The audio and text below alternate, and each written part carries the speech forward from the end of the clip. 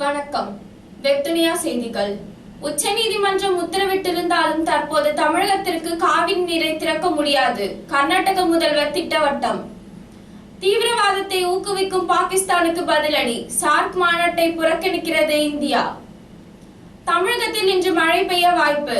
வானிலை ஆய்வு மையம் தகவல். கொல்கத்தாவில் 2வது டெஸ்ட் போட்டியை வென்றால் இந்தியா மீண்டும் முதலிடம் பிடிக்கும். விரிவான செய்திகள். உச்சநீதிமன்றம் உத்தரவிட்டிருந்தாலும் தற்பொழுது தமிழகத்திற்கு காவிரி நீரை திறந்துவிட முடியாது என கர்நாடக முதல்வர் சீதாராமையா திட்டவட்டமாக தெரிவித்துள்ளார். காவிரி நதிநீர் பங்கீடு தொடர்பான மனுவை நேற்று விசாரித்த உச்சநீதிமன்றம் கர்நாடக அரசு தமிழகத்திற்கு 2 தினங்களுக்கு நொடிக்கு 6000 கன அடி நீரை திறந்துவிட வேண்டும் என உத்தரவிட்டுள்ளது.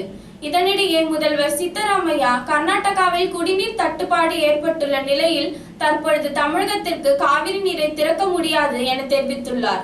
தீவிரவாதத்தை ஊக்குவித்து வரும் பாகிஸ்தானுக்கு பதிலடி கொடுக்கும் வகையில் அந்த நாட்டில் நவம்பர் மாதம் நடைபெறும் சார்க் நாடுகளின் உச்ச மாநாட்டை இந்தியா புறக்கணிப்பதாக அறிவித்துள்ளது. கடந்த 18ஆம் தேதி காஷ்மீரின் உரி பகுதியில் உள்ள இந்திய ராணுவ முகாம் மீது தீவிரவாதிகள் நடத்திய தாக்குதலில் 19 ராணுவ வீரர்கள் கொல்லப்பட்டனர். தாக்குதலுக்கு பாகிஸ்தானே காரணம் என குற்றம் சாட்டி வரும் இந்தியா அந்த நாட்டில் சர்வதேச அரங்கில் தன்மைப்படுத்தும் முயற்சியில் இறங்கியுள்ளது. இந்தியாவிற்கு ஆதரவு தெரிவித்து ஆப்கானிஸ்தான், வங்காளதேசம், பூட்டான் ஆகிய நாடுகளும் அந்த மாநாட்டில் கலந்து கொள்ளாது என தகவல்கள் வெளியாகியுள்ளன. 8 நாடுகள் அடங்கிய சார்க் கூட்டமைப்பில் இந்தியா பங்கு மிகவும் முக்கியமானது என்பது குறிப்பிடத்தக்கது.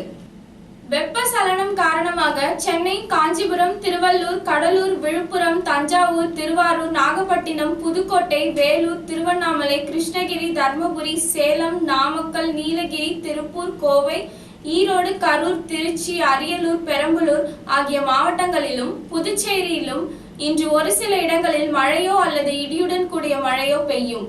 தென் மாவட்டங்களில் ஓரிரு இடங்களில் மழையோ அல்லது இடியுடன் மழையோ பெய்யும் என்று சென்னை வானிலை ஆய்வு மையம் தெரிவித்துள்ளது. நியூசிலாந்துக்கு எதிரான கொல்கத்தாவில் நடைபெற உள்ள 2வது டெஸ்ட் போட்டியிலும் இந்திய அணி வெற்றி பெற்றால் ICC தரவரிசை பட்டியலில் மீண்டும் முதலிடத்தை பிடிக்கும் என தகவல்கள் வெளியாகியுள்ளது. நியூசிலாந்துக்கு எதிரான கான்பூரில் நடைபெற்ற முதல் டெஸ்டில் இந்திய அணி 197 ரன்கள் வித்தியாசத்தில் அபார வெற்றி பெற்றது.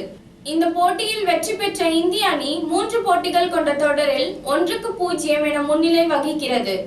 இந்திய அணி மேலும் ஒரு வெற்றியை பெறும் பட்சத்தில் தரவரிசை பட்டியலில் பாகிஸ்தானை பின்னுக்கு தள்ளி முதலிடத்தை பிடிக்கும்.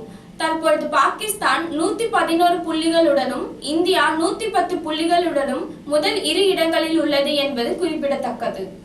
இத்துடன் இந்த செய்தி அறிக்கை நிறைவடைந்தது. மேலும் செய்திகளை காண tamil.webdunia.com என்ற இணையதளத்தை பார்க்கவும்.